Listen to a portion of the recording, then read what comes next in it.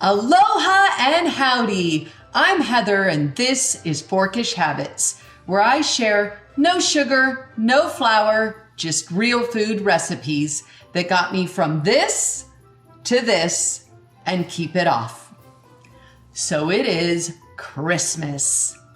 And Christmas is a time of year that tends to be loaded with treats, especially cookies. I love cookies, but it's hard to find cookies and eat cookies when you don't eat any sugars and any flours. So today I've got a delicious cookie recipe just for you. There are wide varieties of cookies and different flavors and different textures. I personally am a crunchy cookie girl. It is pretty hard to get a good crunchy cookie when you aren't using sweeteners or flours. But I've managed to get one together and I want to share it with you. So to make our crunchy cookies today, we're going to need oats for our grain. You're going to need a cheetah banana. You want it to be brown spotted, at least this amount for the sweetness. And you're going to need seeds. I'm using chia, hemp, and flaxseed meal. You have an optional flavoring. I'm using vanilla. I use cinnamon and salt because it tricks your taste buds into thinking that something is sweeter, and we're not having any sugar in this, so this helps. I am using nutso as my nut butter. This is a great mix of nuts and seeds, but you can use any kind of nut butter that you have on hand or you like. Almond butter works wonderfully in this recipe as well. Now, one of the tricks for getting our cookie to be crunchier is we're going to use baking soda, just a little bit of baking soda in it. Baking powder usually provides a puffiness and makes something lighter in texture and more cake-like. I'm not a big fan of cakey cookies. I want a good crunchy cookie. So the baking soda is going to help do that. One of the problems, though, is that the baking soda needs an acid and a liquid to activate it.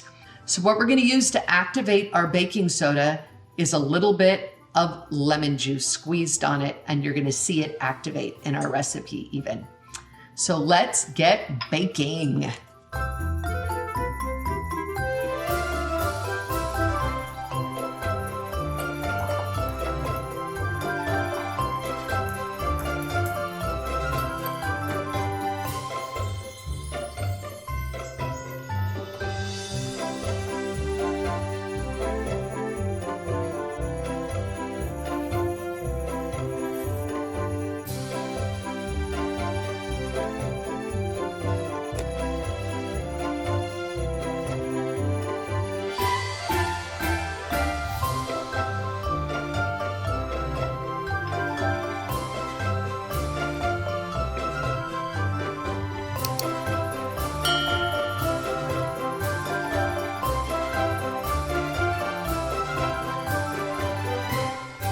Our oven is preheated to 375.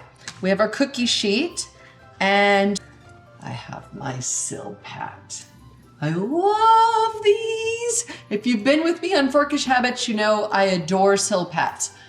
Hint, right now during this Christmas season, you can usually find a great pack of these at a wonderful price at Costco. I'll also link it below for Amazon if you want to get one. So Silpats, awesome to cook with. If you don't have one on hand, you can use just parchment paper. So we have our batter that's all mixed up here, and it is no sugar, no flour, no dairy, no egg, gluten-free. We're making great cookies. So we're gonna make these into little cookies because I want them little and crunchy.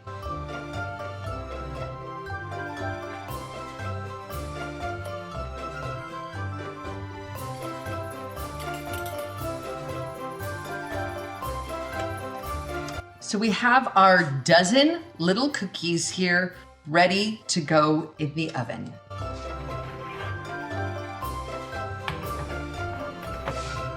So you can see how the cookies come off so nicely off of the Silpat without even any butter or shortening and without any oil being down on the pan itself. So here we have our finished product, a dozen yummy, crisp cookies. Now, if you are used to your cookies being loaded with sugar, these aren't going to taste the same. They're not sugar-laden cookies. But if you're like me and you've been watching your sugars, these are an amazing treat. Now, this equals out to a full, balanced breakfast. You had your protein, your grains, and a fruit, and you can eat a dozen cookies for breakfast. Let's break one and see how they are. Let's see. It crunchily comes apart. It's not a cakey one. It's a nice, crispy cookie. Not being rock hard, yummy, crispy cookie. Now to store these, if you aren't going to eat them right away, you're going to want to store them airtight, glass container. You can put them in the refrigerator. Those are ways to try to keep them as crisp as possible. They will be crispiest fresh. You can also re-crisp them by putting them on a cookie rack and sticking them in a 300 degrees oven. So we hope here at Forkish Habits that you enjoy this delicious, no sugar, no flour, no dairy, no eggs, gluten-free, vegetarian, whole food, plant-based cookie. Like, we've got you covered here. And have a very Merry Christmas.